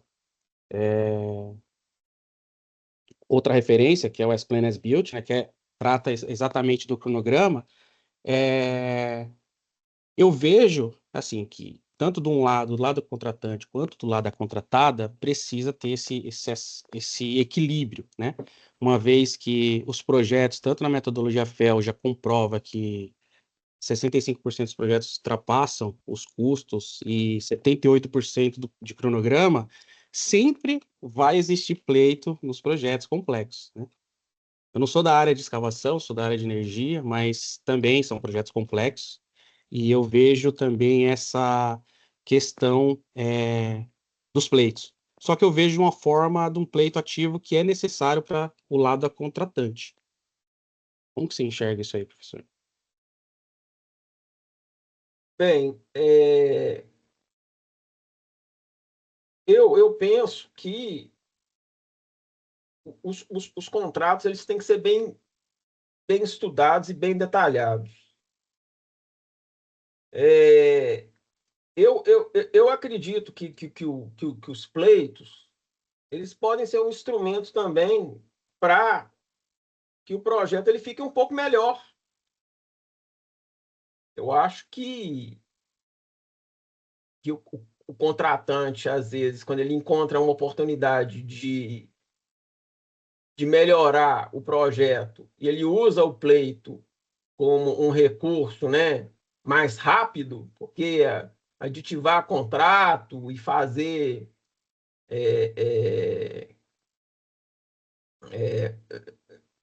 uma questão documental de contrato, às vezes ela leva muito tempo. Então eu encaro que o pleito, às vezes, ele vai ser uma coisa natural e ele é benéfico para o cliente.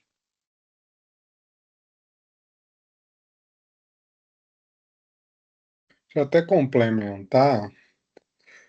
Do lado do owner, normalmente, toda vez que a gente faz um projeto, a gente tem a contingência, né? A contingência que a gente coloca nos projetos é justamente para absorver esse tipo de coisa. A gente sabe que na obra nem tudo vai acontecer conforme planejado. O projeto tem a contingência do projeto justamente para isso, para ele absorver essas variações que podem acontecer.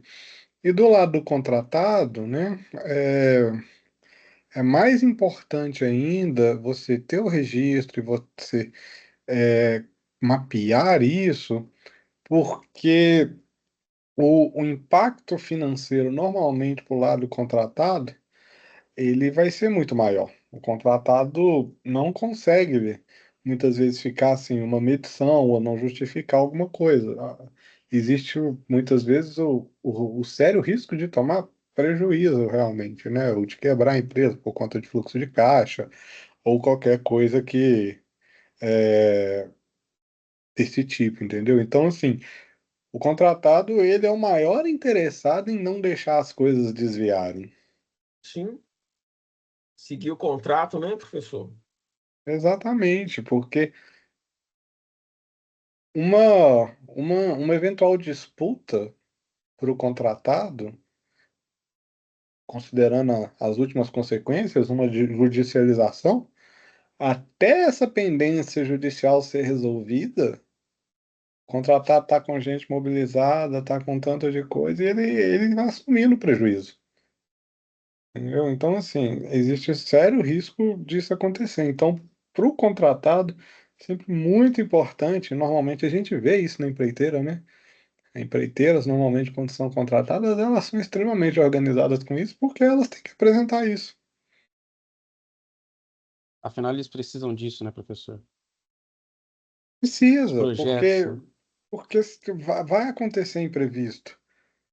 A Correto. contingência pelo lado do contratante, muitas vezes ela vai absorver esse tipo de coisa. Só que o contratante, muitas vezes, ele não. O contratante muitas vezes não tem risco, por exemplo, de fluxo de caixa. A contratada tem. O contratante é o dono do dinheiro, né? Isso. É. A empreiteira tem risco de fluxo de caixa. Se fica 2 meses sem receber lá, o que que acontece? Entendeu? Então, Ô, assim, Breno, o risco com certeza é em cima o maior risco é em cima da contratada. Porém, existe contratos que a contratante ela já vendeu o produto e espera receber, né? E ela tem uma multa muito grande em cima disso.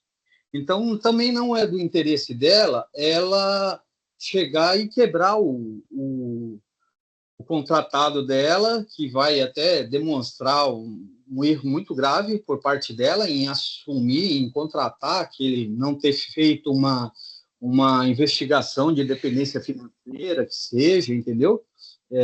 Então, envolve muito isso. E por isso que eu vejo assim o equilíbrio dos dois lados, né? sim, sim, sim. Por contratar também é muito importante, tá, Claudio? Você falou muito bem aí. Às vezes a produção está vendida, às vezes você tem uma série de riscos institucionais também já com isso, né? Mas o contratante, né, tem esses casos, mas normalmente é uma empresa muito maior. É nesse sentido que eu quis dizer. Normalmente ela vai absorver esse tipo de coisa, entendeu? E às vezes o fornecedor, né, ele não consegue absorver. Ainda mais se for uma empresa pequenininha, entendeu? Claro, foi mais nesse sentido. Mas o contratante, ele tem total interesse também do que o contrato saia no previsto, até porque senão depois começa a ter cláusula de reajuste, tem toda essa questão de disputa, tem toda essa questão de que vai acontecendo quando a gente começa a ter esse alongamento, né? Ótimo. Isso mesmo, pessoal. É, José Carlos, Eu acho novamente ele levantou a mão. Cláudio, pode complementar, Cláudio. Não, era outra pergunta. Vamos dar a palavra para o José aí, depois eu faço a minha pergunta. Tudo bem, tudo bem. Boa noite, professor Alexandre. Boa noite novamente a todos, né? Situação essa bem complicada. Eu vivi uma situação recentemente e tanto o lado contratante quanto o lado contratado, eles tiveram um problema em relação a isso, porque fizeram um planejamento ao qual gastariam isso numa obra pequena, tá? Seria uma boutique, e inclusive aqui próximo ao BH Shopping, em Belo Horizonte. E aí, ali foi feito um contrato ao qual disponibilizava uma quantia que a empreiteira ela falou, fez as previsões e deu esse valor real aí, né, que o professor Alexandre falou, que ela, só que no ato o projeto foi feito por uma empresa, e a empresa que assumiu também, ela faz projeto e teve que fazer algumas adequações. E no desenrolar de todo o questionamento, condicionamento de toda a obra, disse que no final iria faltar algum dinheiro ainda.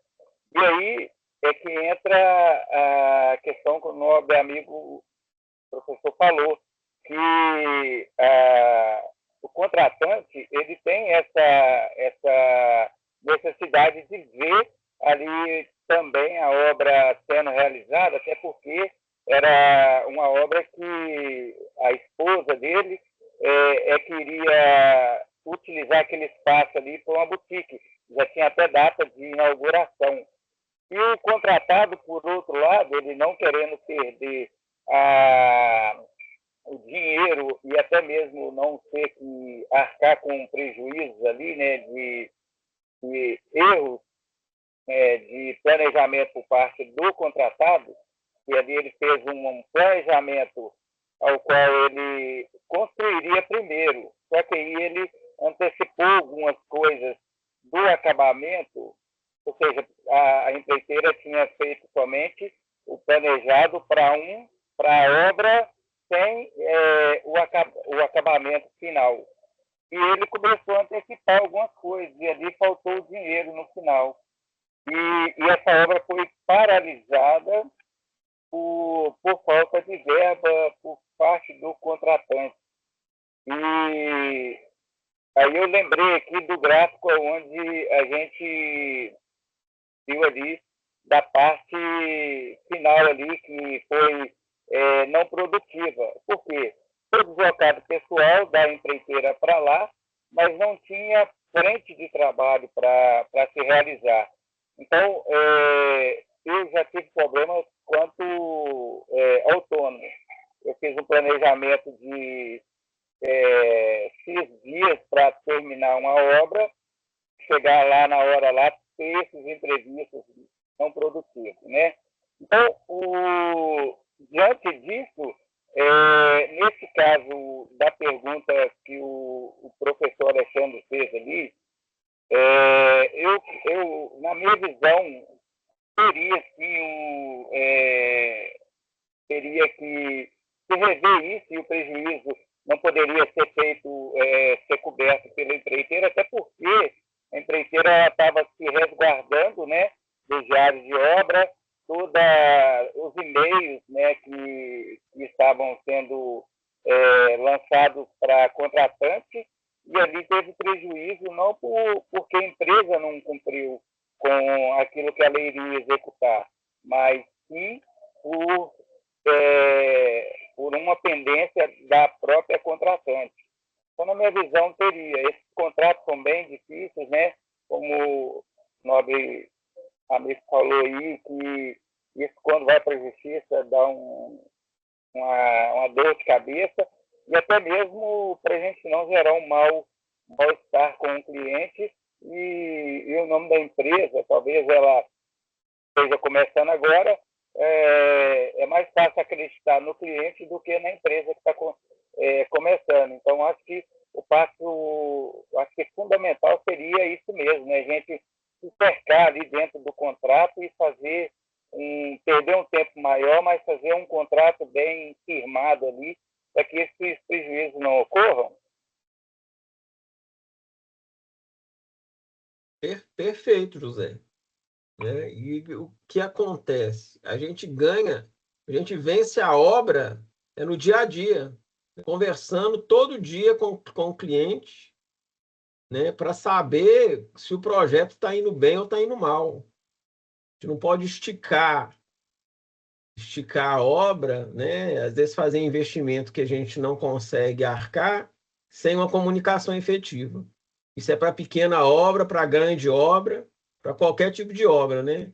A comunicação aí, ela que vai fazer a diferença. Obrigado. Bom, eu queria fazer uma pergunta aí para os senhores aí, para todo mundo refletir também. Professor Amorim aí é civil, né? Cavuco, eu também sou.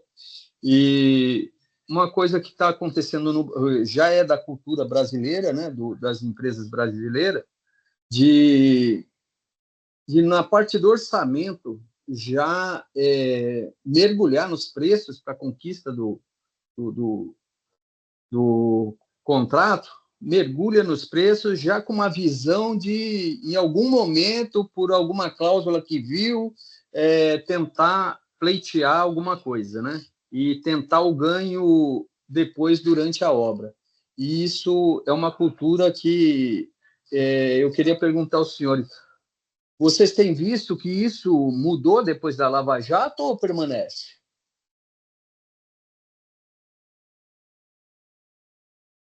Eu acho que isso é uma visão equivocada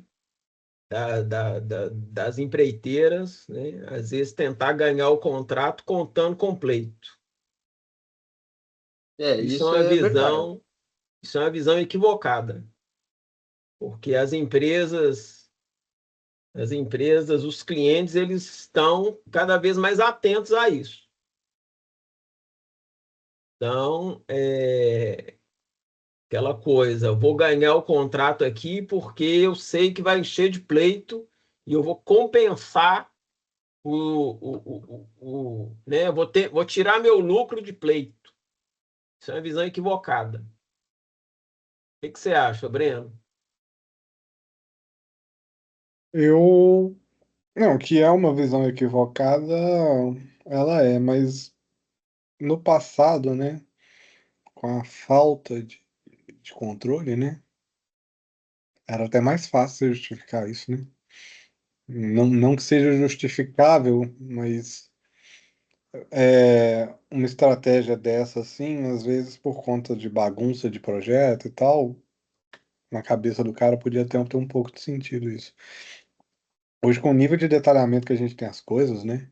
Cronograma, desenho BIM, até a própria legislação de obra de licitação pública que mudou, né?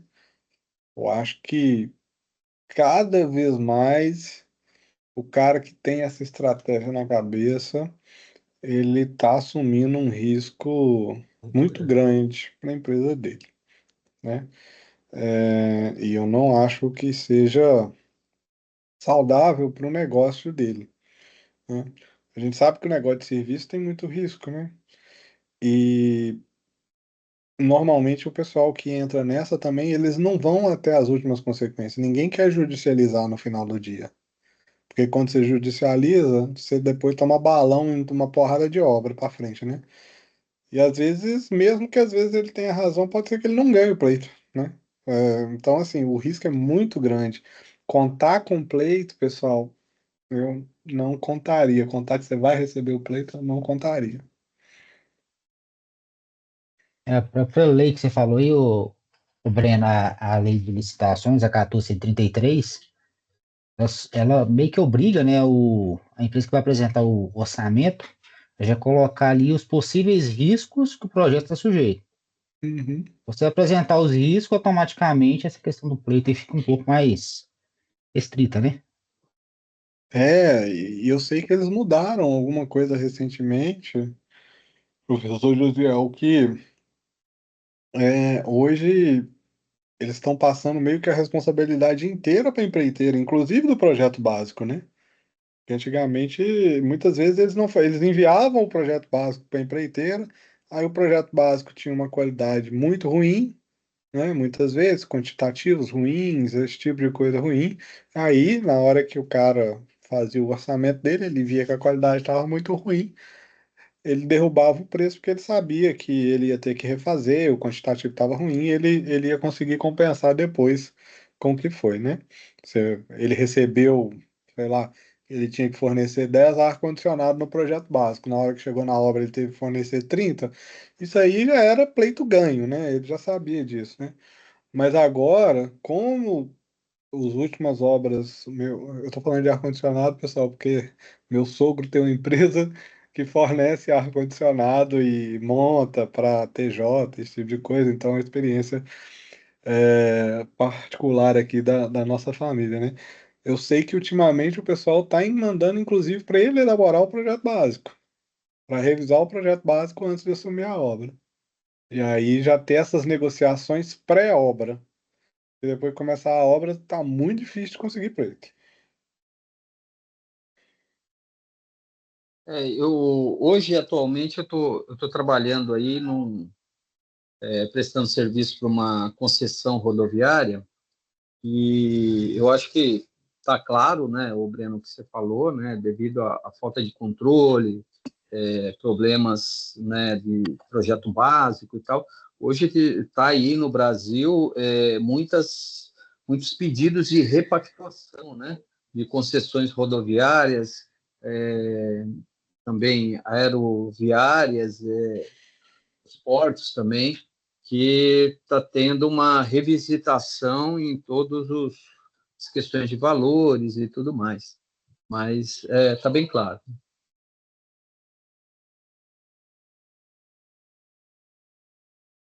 Muito bom, pessoal. O tempo passou rápido, né?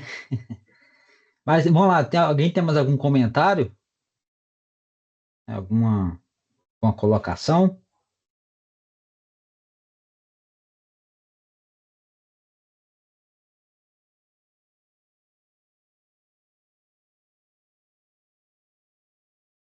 Pelo visto não, tá, pessoal? Sendo assim, né? Gostaria de novamente agradecer aí pela participação dos professores Breno. Célio, vamos lá. Célio, qual que é a sua pergunta, Célio?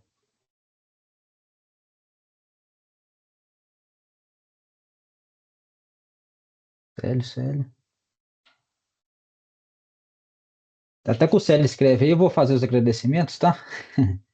Eu gostaria de agradecer novamente aí a presença dos professores Breno, do professor Alexandre, né?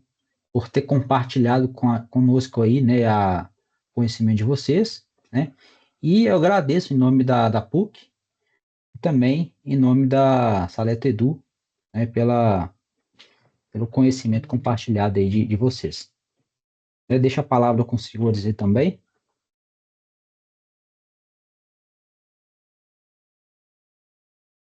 Muito obrigado, né? Fiquei muito honrado, fiquei muito feliz poder estar falando aí para um público de alunos da PUC Minas.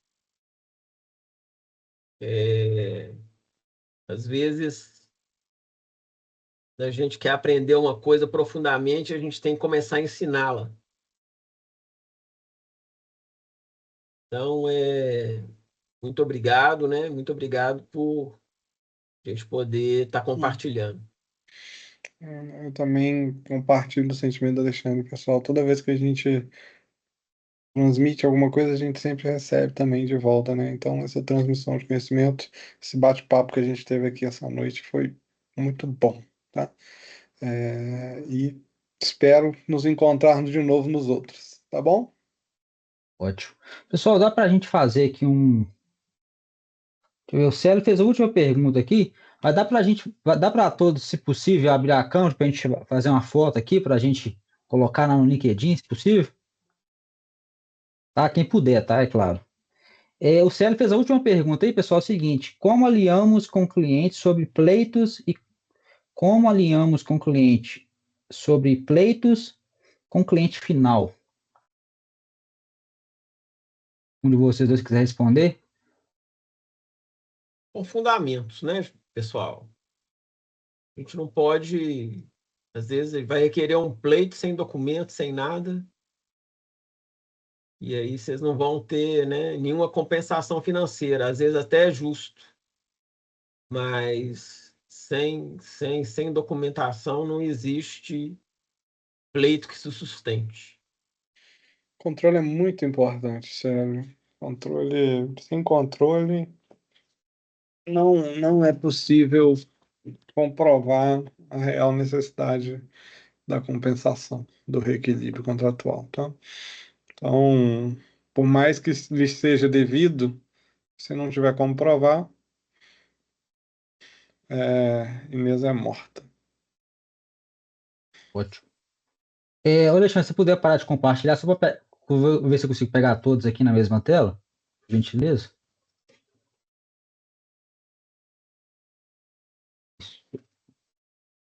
Assim não é possível pegar todos. Vou tirar 2 prints, tá, pessoal? Ou então, deixa eu tentar fazer um outro processo aqui. Ó, tá conosco também a professora Franciele. Bem-vinda, professora. Obrigado aí pela presença.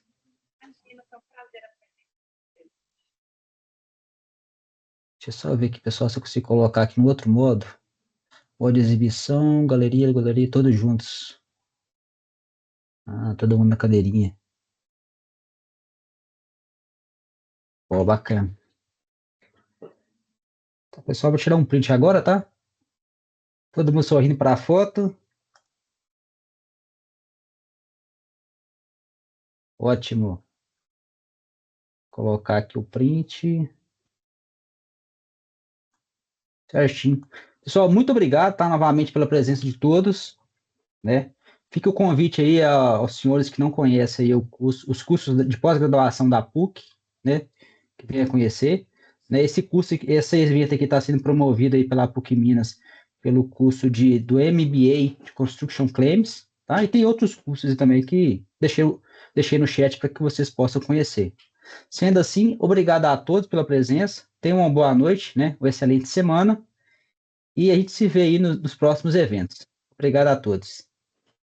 Gente, Boa noite, Até mais, pessoal. tchau. Tchau. Boa noite a todos. Boa noite.